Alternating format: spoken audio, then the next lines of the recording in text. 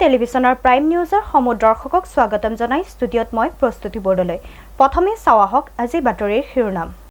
ডিব্ৰুগড় বিমানবন্দৰৰ পৰা ৩০ সহস্ৰাধিক দলীয় নেতাকৰ্মীক গায়ন বায়নৰ লগতে বিভিন্ন সাংস্কৃতিক দলৰ বিশাল শোভাযাত্ৰাৰে আদৰণি সৰ্বানন্দ সোণোৱালক। বিজেপি চৰকাৰে নাগৰিকত্ব সংশোধনী আইন বলবৎ কৰাৰ বিৰুদ্ধে ডিব্ৰুগড় জিলা কংগ্ৰেছ কমিটিৰ উদ্যোগত বিৰোধী ঐক্যমঞ্চৰ সৌজন্যত কংগ্ৰেছ কাৰ্যালয়ৰ সন্মুখত ধৰ্মঘট কাৰ্যসূচী ৰূপায়ণ।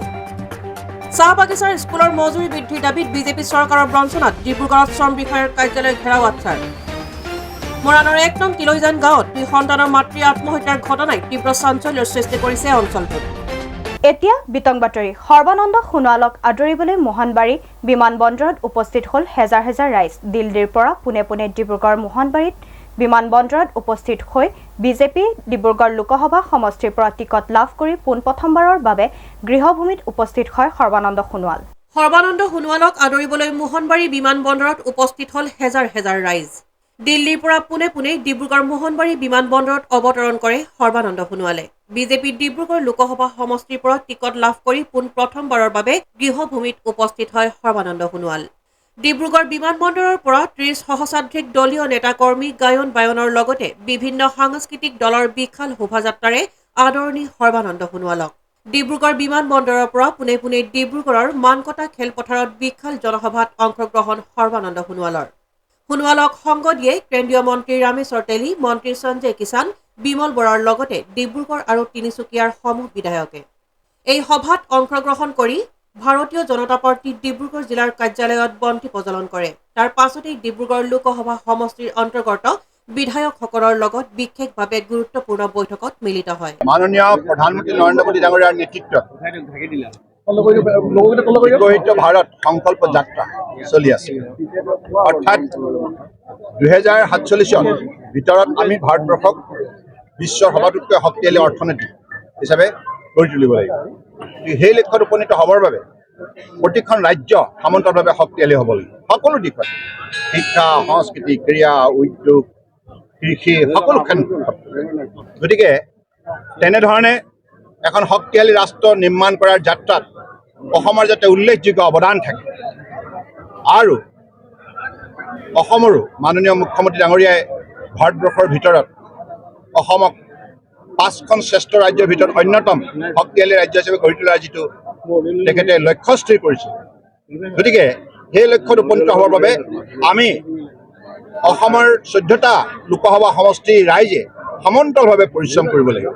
কাৰণ মাননীয় প্ৰধানমন্ত্ৰী নৰেন্দ্ৰ মোদী ডাঙৰীয়াই তেখেতে যোৱা ১০ বছৰে এই কথা প্ৰমাণ কৰিলে যে তেখেতে ভাৰতবৰ্ষক সঠিকভাৱে নেতৃত্ব দিব পাৰে, সফলভাৱে দিব পাৰে, সততা আৰু নিষ্ঠাৰ দিব পাৰে। সঠিক নীতি, সঠিক পৰিকল্পনা, সঠিক কাৰ্যসূচী সময়মতে ৰূপায়ণ কৰি আজি ভাৰতবৰ্ষক শক্তিশালী কৰাৰ যাত্ৰাত বিশ্বৰ ৫ম সৰ্ববৃহৎ অৰ্থনীতি হিচাপে গঢ়ি তোলাৰ ক্ষেত্ৰত যিখিনি সফলতা অৰ্জন কৰিলে, তাৰ বাবে ১৪০ কোটি ভাৰতীয় মানুহৰ মনৰ আত্মবিশ্বাস দুগুণ বৃদ্ধি হৈছে। আৰু এই ১০ বছৰতে তেখেতে অসমৰ বা গোটেই ভাৰতবৰ্ষৰ ৰাইজক সামাজিক ন্যায়, সামাজিক সুৰক্ষা আৰু অৰ্থনৈতিক উন্নয়ন আৰু মৰ্যাদা সহকাৰে জীয়াই থকাৰ এটা অধিকাৰ প্ৰদান কৰিছে। গতিকে সেইবাবে এই যাত্ৰাত আমি আগুৱাই যাবৰ বাবে আজি ডিব্ৰুগড় লোকসভা সমষ্টি ৰাইজে আমি ঐক্যবদ্ধ হ'লোঁ আৰু দলৰ কাৰ্যকৰ্তাসকলেও আমাৰ যি মিত্ৰজোঁটৰ প্ৰাৰ্থী আছে বিজেপি, এজিপি, আমি সন্মিলিত গণশক্তি সকলো আহি আজি এই সংকল্প ল'লোঁ যে আগন্তুক দিনত আমি ডিব্ৰুগড় লোকসভা সমষ্টি আমি ৰাইজৰ আশীৰ্বাদ লৈ আমি তৃতীয়বাৰৰ বাবে নৰেন্দ্ৰ মোদী ডাঙৰীয়াক প্ৰধানমন্ত্ৰী হিচাপে তেখেতক দায়িত্ব অৰ্পণ ক্ষেত্ৰত আমি উল্লেখযোগ্য যাতে অৱদান দিব পাৰোঁ অসমৰ পৰা। আৰু এই ক্ষেত্ৰত আপোনালোকে সকলোৱে দেখিছে আমাৰ জনপ্ৰিয় সাংসদ কেন্দ্ৰীয় মন্ত্ৰী ৰামেশ্বৰ তেলী ডাঙৰীয়াই যোৱা ১০ বছৰে এই সমষ্টিটো তেখেতে অত্যন্ত সততা নিষ্ঠাৰে কাম কৰিছে। তেখেতো সমষ্টি ৰাইজৰ বাবে দিনে নিশাই কষ্ট কৰিছে। গতিকে আমি একেলগে আগন্তুক দিনত দলৰ যিটো লক্ষ্য অৰ্থাৎ বিকশিত ভাৰত নিৰ্মাণ কৰাৰ যিটো লক্ষ্য, এই লক্ষ্যত উপনীত হ'বৰ বাবে আমি যৌথভাৱে একেলগে মিলি কাম কৰি যাম। সেইটো আমাৰ সংকল্প। প্ৰতিজন দলৰ কাৰ্যকৰ্তা, প্ৰতিটো আমাৰ মিত্ৰজোঁটৰ কৰ্মকৰ্তা সকলোৱে মিলি ৰাইজৰ শীৰ্ষণত মূৰ দোৱাই আশীৰ্বাদ বিচাৰিম। ৰাইজৰ সহযোগিতাৰ অবিহনে কোনো কামেই সম্ভৱ নহয়। গতিকে আমাৰ দৃঢ় বিশ্বাস ৰাইজে যিহেতুকে যোৱা 10 বছৰে আমাক আশীৰ্বাদ দিছে, এই ডিব্ৰুগড় লোকসভা সমষ্টিত এইবাৰ নিশ্চিতভাৱে ৰাইজে আমাক আশীৰ্বাদ দিব আৰু বিকশিত অসম আৰু বিকশিত ভাৰতৰ বাবে নিশ্চিতভাৱে আমাক এই যাত্ৰাত সহযোগিতা কৰিব। বিৰোধীয়ে এতিয়ালৈকে প্ৰাৰ্থী ঘোষণা কৰিব পৰা নাই। এতিয়া বিৰোধীয়ে প্ৰথমতে তেখেতসকলৰ তালিকাখন প্ৰকাশ কৰক, তেতিয়া ক'বলৈ ভাল হ'ব। ডিব্ৰুগড়ৰ পৰা জয়ৰ সহযোগত আইনুল আহমেদৰ ৰিপৰ্ট AN টেলিভিজন। সোমবাৰে চাহবাগিচাৰ 419খন প্ৰাথমিক বিদ্যালয়ত কৰ্মৰত দৈনিক মজুৰিপ্ৰাপ্ত শিক্ষকৰ জীৱনলৈ নামি অহা চৰম অনিশ্চয়তাৰ প্ৰতিবাদত অসম চাহ জনজাতি ছাত্ৰ সন্থা চমুকৈ আটছাৰ দুঘণ্টীয়া অৱস্থান ধৰ্মঘট কাৰ্যসূচী ৰূপায়ণ কৰে। চৰম অনিশ্চয়তাত বাগিচাৰ দৈনিক মজুৰিপ্ৰাপ্ত শিক্ষক। বাগিচাই এতিয়া দৈনিক মজুৰিপ্ৰাপ্ত শিক্ষকৰ গৰ্জন। চাহ বাগিচাক প্ৰতিনিধিত্ব কৰিয়েই দিল্লী আৰু দিছপুৰৰ ৰাজভোগ খোৱাৰ সুযোগ পোৱা ৰামেশ্বৰ তেলী, পল্লৱ লোচন দাস, সঞ্জয় কিষাণ, তেৰজ গোৱালা, ৰূপেশ গোৱালাৰ দৰে জনপ্ৰতিনিধিসকলে কিন্তু প্ৰভুত্ব থকাৰ পাছতো ৰাজ্যত চাহ বাগিচাসমূহত অব্যাহত আছে শোষণ আৰু বঞ্চনা। চাহ বাগিচাৰ 419খন প্ৰাথমিক বিদ্যালয়ত কৰ্মৰত দৈনিক মজুৰিপ্ৰাপ্ত শিক্ষকৰ জীৱনলৈ নামি অহা চৰম অনিশ্চয়তাৰ প্ৰতিবাদত আজি অসম চাহ জনজাতি ছাত্ৰ সন্থা চমুকৈ আটছা ডিব্ৰুগড় জিলা সমিতিৰ উদ্যোগত আটোৱা ডিব্ৰুগড় জিলা সমিতি তথা আটছা ডিব্ৰুগড়, মৰাণ, লাহোৱাল, বৰবৰুৱা, টেঙাখাট, ৰাজগড়, নাহৰকটীয়া, দুলীয়াজান আৰু চাবুৱা শাখাৰ সহযোগত দুঘণ্টীয়া অৱস্থান ধৰ্মঘট কাৰ্যসূচী ৰূপায়ণ কৰে। আচ্ছা long live Samayikta Mundabad Samayikta Murdabad Samayikta Murdabad Samayikta Murdabad আচ্ছা long live আচ্ছা জিন্দাবাদ আমার দাবি ন্যায্য দাবি আমার দাবি ন্যায্য দাবি। সহকাৰী শ্ৰম আয়ুক্তৰ কাৰ্যালয়ৰ সন্মুখত বিভিন্ন চৰকাৰ বিৰোধী শ্লোগানেৰে চাহ বাগিচাত কৰ্তৃপক্ষৰ দ্বাৰা পৰিচালিত বিদ্যালয়সমূহত দৈনিক মজুৰিত কৰ্মৰত শিক্ষক শিক্ষয়িত্ৰীসকলক পদোন্নতি কৰি বাগিচাৰ কৰ্মচাৰী এজনে পোৱা সকলো সুবিধা প্ৰদান কৰাৰ সমান্তৰালকৈ বিশেষ টেট পৰীক্ষাৰ জৰিয়তে দৈনিক মজুৰিপ্ৰাপ্ত শিক্ষকসকলক চৰকাৰী সংস্থাপন দিয়াৰ ব্যৱস্থা গ্ৰহণৰ দাবী উত্থাপন কৰে। বাগিচা অঞ্চলত যি প্ৰাথমিক শিক্ষাৰ ব্যৱস্থা আছে, আজি অসম চাহ ছাত্ৰ সন্থা দীৰ্ঘদিনৰ পৰা প্ৰাথমিক পৰ্যায়ৰ যিসকল শিক্ষক চাহ বাগিচাত কৰ্মৰত অৱস্থাত আছে, তেওঁলোক দৈনিক মজুৰিত আজি কৰ্মৰত অৱস্থাত আছে। আমি চৰকাৰক বাৰম্বাৰ কৈ আছো যে তেওঁলোকৰ এটা সুনিশ্চিত তেওঁলোকৰ চাকৰি সুনিশ্চিত কৰাৰ কাৰণে ব্যৱস্থা গ্ৰহণ কৰিব লাগে, কিন্তু বৰঞ্চ তেওঁলোকৰ ঠাইত আচলতে নতুনকৈ তেওঁলোকৰ যি চাকৰি নিযুক্তি প্ৰক্ৰিয়া আৰম্ভ কৰিছে, এইটো আমি অসম চৰকাৰক ধিক্কাৰ জনাইছো। আৰু বাগিচা কৰ্তৃপক্ষৰ যোগেদি যি পৰিচালিত বাগিচা প্ৰাথমিক বিদ্যালয়, আজি প্ৰায় যিসকল কৰ্মৰত শিক্ষক আছে, প্ৰায় 21 বছৰ, কোনোবা 22 বছৰ, কোনোবা 25 বছৰ দিন হাজিৰাৰ ডেইলি ৰেটেড হিচাপে তেওঁলোকে কৰ্মনিয়োগ কৰি আছে। আৰু আমি চৰকাৰক আৰু শ্ৰম বিভাগক আমি সমগ্ৰ অসমতে আজি এই প্ৰতিবাদ সাব্যস্ত কৰা হৈছে চাহ ছাত্ৰ সন্থাৰ নেতৃত্বত। আৰু আমি চাহ জনজাতি ছাত্ৰ সন্থাৰ তৰফৰ পৰা স্পষ্টকৈ আমি অসম চৰকাৰ তথা শ্ৰম বিভাগক আমি ক'ব বিচাৰিছো যে অতি সোনকালে এই শিক্ষকসকলক পদোন্নতি দিয়াৰ ব্যৱস্থা কৰক, যিহেতু আপোনালোকে চৰকাৰীভাৱে আৰু যিহেতু অসমত বিভিন্ন চাহ বাগিচাৰ মাজতে শিৱসাগৰ হওক, যোৰহাট হওক, তাত চৰকাৰী নিযুক্তি প্ৰদান কৰিছে, কিন্তু ডিব্ৰুগড়, তিনিচুকীয়া, শোণিতপুৰ আৰু নগাঁও জিলাত কিন্তু আজিলৈকে কিন্তু চৰকাৰীকৰণ প্ৰাথমিক বিদ্যালয় চৰকাৰীকৰণৰ ব্যৱস্থা গ্ৰহণ কৰা নাই। আমি অসম চাহ জনজাতি ছাত্ৰ সন্থা এই ইছ্যুটো লৈ কিনে অসম গভৰ্ণমেণ্টৰ লগত কেইবাবাৰো আলোচনা হ'ল, কিন্তু কেইবাবাৰো আলোচনা হোৱাৰ পাছতো তেওঁলোকে এটাই কথা কয় যে এইটো আমি কৰি দিম। তেওঁলোকে লাষ্ট যিটো আমাৰ অসম চাহ জনজাতি ছাত্ৰ কেন্দ্ৰীয় সমিতিৰ উদ্যোগত যিটো আলোচনা হৈছিলে অসম গভৰ্ণমেণ্টৰ লগত, শ্ৰম মন্ত্ৰীৰ লগত, ইয়াত এটাই কথা আমি জানিবলৈ পাইছিলো যে তেওঁলোকে মালিক গোষ্ঠীক মানে গভৰ্ণমেণ্ট ফালৰ পৰা এটা নটিফিকেশ্যন দিয়া হ'ব যে যিসমূহ টিচাৰ স্কুলবোৰত মানে কোনোবা ভাউচাৰ পেমেণ্ট কাটি আছে, কোনোবা লানাৰ হিচাপে কাটি আছে, কোনোবা চাব ষ্টাফ হিচাপে কাটি আছে, কোনোবা ডেইলি ৰেটেড হিচাপে কাটি আছে, অতি শীঘ্ৰে তেওঁলোকক মানে ষ্টাফ কৰাৰ এটা পদক্ষেপ গ্ৰহণ কৰা হ'ব বুলি তেওঁলোকে এটা আশ্বাস এটা দিছে।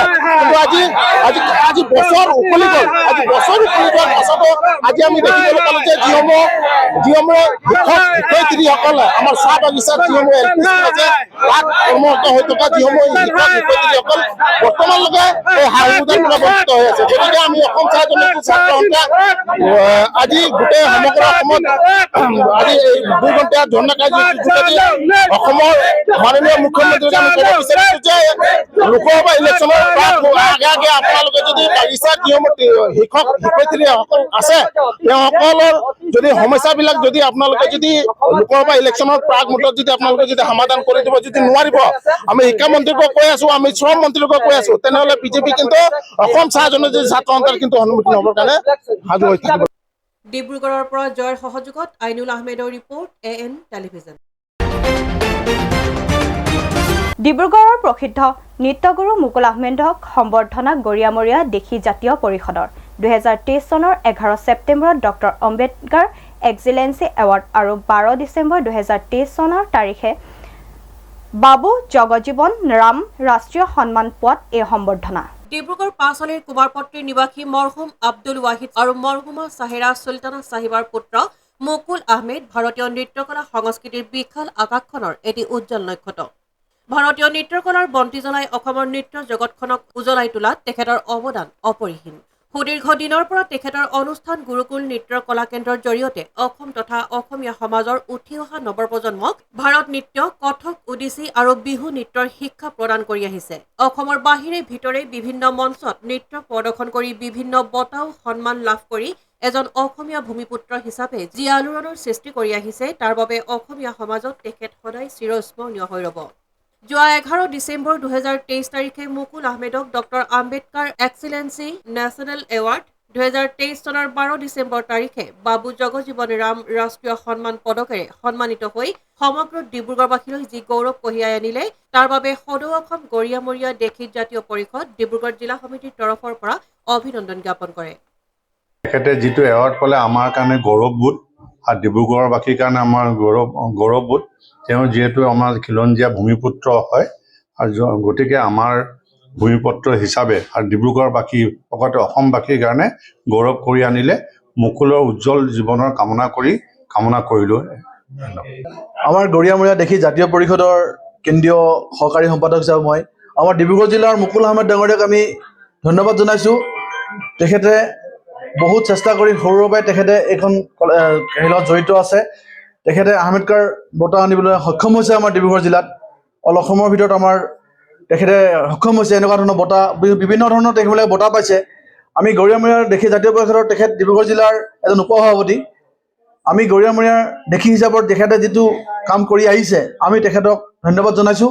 আগন্তুক দিনত তেখেতে কাম কৰি যোৱা বুলি আশা ৰাখিছোঁ আৰু তেখেতৰ যিবিলাক কামবিলাক কৰিছে আমাৰ গৰিয়ামৰীয়া হৈ তেখেতে আগন্তুক দিনত আৰু আগুৱাই যাওক বুলি আশা ৰাখিছোঁ। লগতে আমি আগন্তুক দিনৰ ৰমজানৰ কাৰণে সমূহ ৰাইজক শুভেচ্ছা জনাইছোঁ।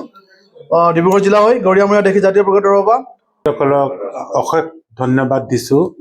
যিহেতু মোৰ এই আজি 35 বছৰৰ কষ্টখিনিক তেখেতসকলে সন্মান দিলে আৰু মই নাছিৰক আহি মোৰ ভাই নিচিনা আৰু ৰয়মুল দা মোৰ জোৱাই বা মোৰ দাদা নিচিনা তেখেতসকলে যে ভাবিলে আৰু ৰবুল আহিছে আৰু এই ভাইটি এজন আহিছে মোক সম্বৰ্ধনা জনাবলৈ কাৰণে। তাৰ কাৰণে তেখেতসকলক চিৰকাল ঋণী হৈ থাকিম। আৰু আজি যে মই বঁটাটো পাইছোঁ বা এই বঁটাত বহুত পাই আছোঁ তাৰ কাৰণে তেখেতসকলে মোক বঁটা দিছে। এইটো কাৰণে মই সমূহ ৰাইজক মই প্ৰণাম কৰিছোঁ যে তেখেতসকলৰ কাৰণে আজি মই পাইছোঁ। জয়ৰ সহযোগত আইনুল আহমেদৰ ৰিপৰ্ট AN টেলিভিজন। এতিয়া লৈছোঁ খন্তেক বিৰতিৰ পিছত পুনৰ আহি আছোঁ বাতৰিৰ মাজলৈ।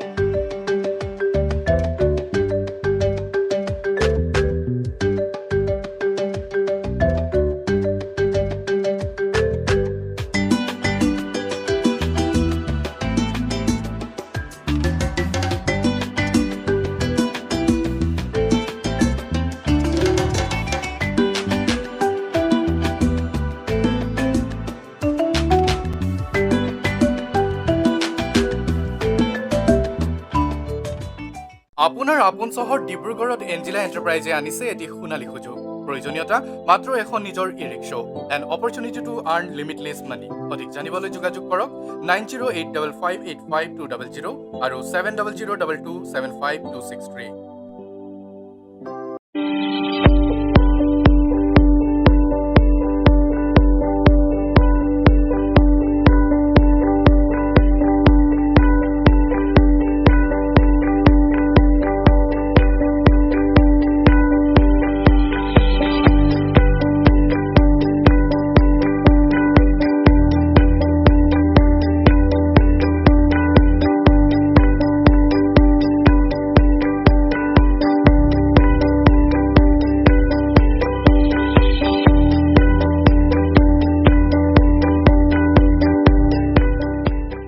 পুনৰ আহিছো বাতৰিৰ মাজলৈ কেন্দ্ৰীয় মন্ত্ৰী সৰ্বানন্দ সোণোৱালৰ ডিব্ৰুগড়ত বিশাল সভা আয়োজনৰ সময়তে নাগৰিকত্ব সংশোধনী আইন কা বলবৎ কৰাৰ বিৰুদ্ধে ডিব্ৰুগড় জিলা কংগ্ৰেছৰ কাৰ্যালয়ৰ সন্মুখত অৱস্থান ধৰ্মঘট কাৰ্যসূচী ৰূপায়ণ কৰে ডিব্ৰুগড় জিলা কংগ্ৰেছ কমিটি আৰু বিৰোধী ঐক্য মঞ্চই ডিব্ৰুগড় জিলা কংগ্ৰেছ কমিটিৰ উদ্যোগত বিৰোধী ঐক্যৰ মঞ্চৰ সৌজন্যত বিজেপি চৰকাৰে নাগৰিকত্ব সংশোধনী আইন কা বলবৎ কৰাৰ বিৰুদ্ধে ডিব্ৰুগড় জিলা কংগ্ৰেছৰ কাৰ্যালয়ৰ সন্মুখত অৱস্থান ধৰ্মঘট কাৰ্যসূচী ৰূপায়ণ কৰে কেন্দ্ৰীয় মন্ত্ৰী সৰ্বানন্দ সোণোৱালৰ ডিব্ৰুগড়ত বিশাল সভা আয়োজনৰ সময়তে হোৱা এই অৱস্থান ধৰ্মঘটে বিশেষ তাৎপৰ্য বহন কৰিছে প্ৰতিবাদকাৰীসকলে নৰেন্দ্ৰ মোদী হাই হাই কা আমি নামানো হিমন্ত বিশ্ব শৰ্মা হুঁচিয়াৰ মোদী চৰকাৰ হুঁচিয়াৰ আদিৰ শ্লোগানেৰে আকাশ বতাহ কঁপাই তোলে গোটেই অসমতে জিলা সদৰ কাৰ্যালয়ত এই কা বিৰোধী যিখন কা আন্দোলন কা আইনখন যিখন কৰিবলৈ বিচাৰিছোঁ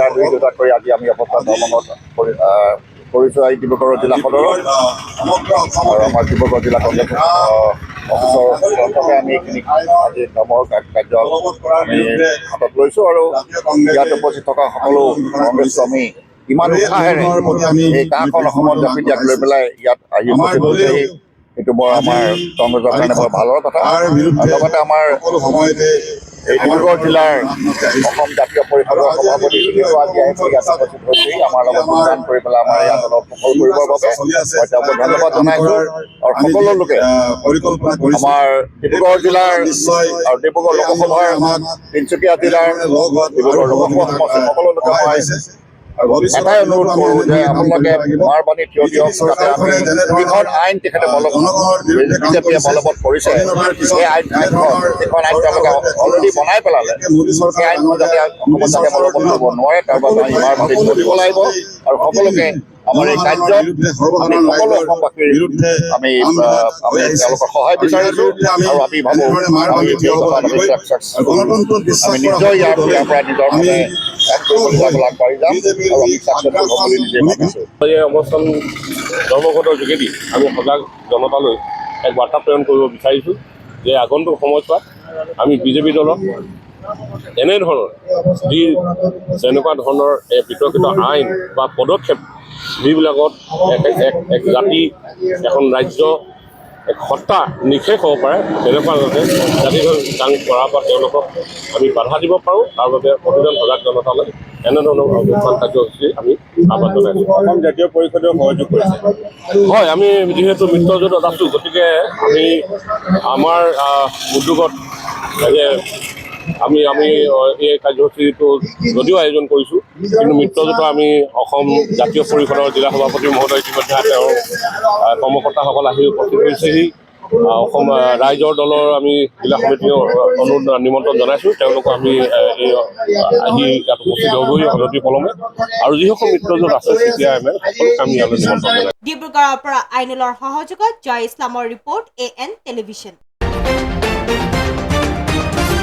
ডিব্ৰুগড় বিধানসভা সমষ্টিৰ বিভিন্ন স্থানত দেওবাৰে বিধায়ক প্ৰশান্ত ফুকনে মুখ্যমন্ত্ৰীৰ নগৰীয়া পকীপথ নিৰ্মাণ আঁচনি 2023-24 বৰ্ষৰ অধীনত কেইবাটাও নলা নিৰ্মাণৰ আধাৰশিলা স্থাপন কৰে অসম চৰকাৰৰ মুখ্যমন্ত্ৰী হিমন্ত বিশ্ব শৰ্মাৰ নেতৃত্বত অসমখন সকলো দিশতে উন্নয়ন হ'ব ধৰিছে যাৰ অংশস্বৰূপে মুখ্যমন্ত্ৰীৰ নগৰীয়া পকীপথ নিৰ্মাণ আঁচনি 2023-24 বৰ্ষৰ অধীনত ডিব্ৰুগড় বিধানসভা সমষ্টিৰ বিভিন্ন স্থানত দেওবাৰে বিধায়ক প্ৰশান্ত ফুকনে কেইবাটাও নলা নিৰ্মাণৰ আধাৰশিলা স্থাপন কৰে। জনসাধাৰণক যাতায়াতৰ ক্ষেত্ৰত উপকৃত কৰাৰ লগতে নলা নৰ্দমা সমস্যা দূৰীকৰণৰ বাবে এই উন্নয়নমূলক কামৰ আধাৰশিলা স্থাপন কৰা হয়। উল্লেখযোগ্য যে পূৰ্বৰ চৰকাৰসমূহৰ দিনতকৈ শেহতীয়াভাৱে বিজেপি চৰকাৰে নলা নিৰ্মাণৰ দিশত বিশেষ উদ্যোগ গ্ৰহণ কৰা পৰিলক্ষিত হৈছে। তাৰ ফলশ্ৰুতিত ৰাজ্যৰ বিভিন্ন প্ৰান্তৰ বহু নলাৰ মেৰামতি তথা নতুন ৰূপত নিৰ্মাণ কৰিবলৈ লোৱা তৎপৰতাৰ বাবে মুখ্যমন্ত্ৰীক ধন্যবাদ জ্ঞাপন কৰে বিধায়ক প্ৰশান্ত ফুকনে।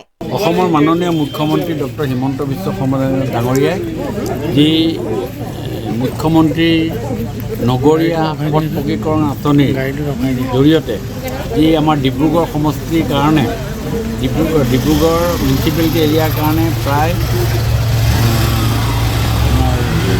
37 কোটি 50 লাখ টকা আজি আমাক এটা অনুমোদন দিছিল আমাৰ ড্ৰেইন বনাবৰ কাৰণে।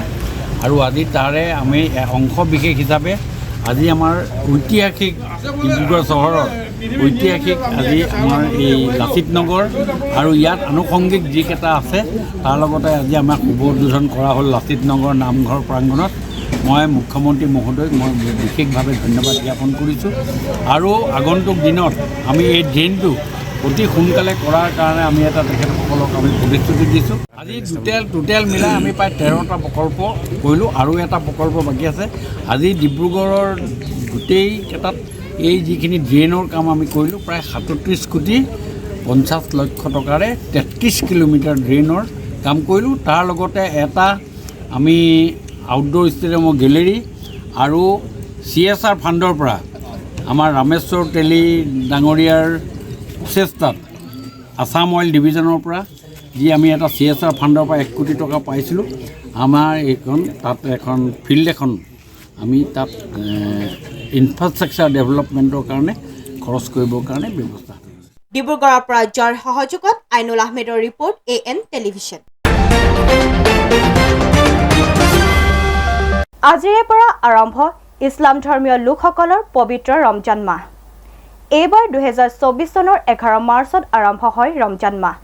30 দিন ৰোজাৰ পিছত ঈদ উল ফিতৰ আনন্দময় অনুষ্ঠানটো উদযাপন কৰা হয়। বহু অপেক্ষাৰ অন্তত ছৌদি আৰবত ৰমজানৰ অৰ্ধচন্দ্ৰ দেখা গৈছে।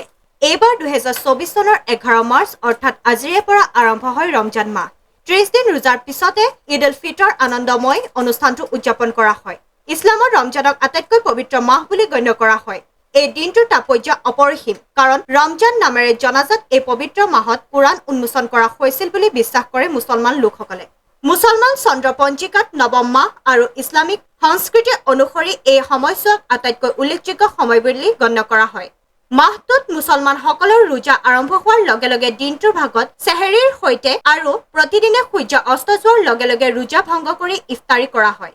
ৰমজান মাহটো আত্মসংযম আৰু আত্ম অনুশাসনৰ কচৰত। ইয়াত অধিক তাকৱা বা ভগৱানৰ চেতনা লাভ কৰা আৰু ইম্পালছন আৰু কু অভ্যাসৰ পৰা মুক্তি পাই শাৰীৰিক আৰু আধ্যাত্মিকভাৱে বিষমুক্ত হোৱা দেখা যায়। News desk AN television. মৰাণৰ তিলৈজান গাঁৱত 2 সন্তানৰ মাতৃৰ আত্মহত্যাৰ ঘটনাই অঞ্চলটোত চাঞ্চল্যকৰ সৃষ্টি কৰিছে। ডিব্ৰুগড় জিলাৰ মৰাণ ৰাজচক্ৰ বিষয়া কাৰ্যালয়ৰ অন্তৰ্গত মৰাণ আৰক্ষীয়ে মৃতদেহ নিজৰ জিম্মালৈ লৈ মৰণোত্তৰৰ বাবে প্ৰেৰণ কৰিছে। মৰাণৰ 1 নং তিলৈজান গাঁৱত 2 সন্তানৰ মাতৃৰ আত্মহনন কৰা ঘটনাই অঞ্চলটোত চাঞ্চল্যৰ সৃষ্টি কৰিছে। প্ৰমোদ সেনচুবৰ পত্নী তথা 1 নং তিলৈজান গাঁৱৰ নিবাসী 33 বছৰীয়া ঋতুমণি চুতীয়াই আজি ঘৰত কোনো নথকাৰ অৱস্থাত এজোপা গছত ডিঙিত চাদৰখনেৰে ফাঁচ লৈ আত্মহত্যা কৰে। 2 সন্তানৰ মাতৃগৰাকীয়ে কি কাৰণত আত্মহননৰ দৰে চৰম পথ বাছি ল'লে জানিব পৰা নাই। ডিব্ৰুগড় জিলাৰ মৰাণ ৰাজচক্ৰ বিষয়া কাৰ্যালয়ৰ অন্তৰ্গত মৰাণ আৰক্ষীয়ে মৃতদেহ নিজৰ জিম্মাত লৈ মৰণোত্তৰৰ বাবে প্ৰেৰণ কৰিছে। আমাৰ ওচৰৰ বৌ এগৰাকীয়ে দেখিলে কলগছ এজোপাত ৰছী ধুতি এখনে বান্ধি ওচৰৰ শুকান নাদ এটাত জাপ দি কিনে আত্মহত্যা কৰিলে। কি কাৰণে হ'ল মানে বৰ বিশেষ গম নাপাওঁ। মই গৈ পোৱা মানে দেখিলোঁ কলগছৰ গুৰিত বগা চাদৰ এখনেৰে ডিঙিত চেপ লৈ পেলাই তলতে গুৰিতে নাদ এটা আছিলে, নাদতে পৰি থকা দেখি পালোঁ। তাৰপৰা উঠাই মেলি এতিয়া ইতিমধ্যে আনি মৰাণ থানাত উপস্থিত কৰা হৈছে। এতিয়া মৰণোত্তৰ পৰীক্ষাৰ কাৰণে ডিব্ৰুগড়লৈ প্ৰেৰণ কৰা হ'ব। Bureau' report AN television. এতিয়া লৈছোঁ খন্তেক বিৰতিৰ পিছত পুনৰ আহি আছোঁ বাতৰিৰ মাজলৈ।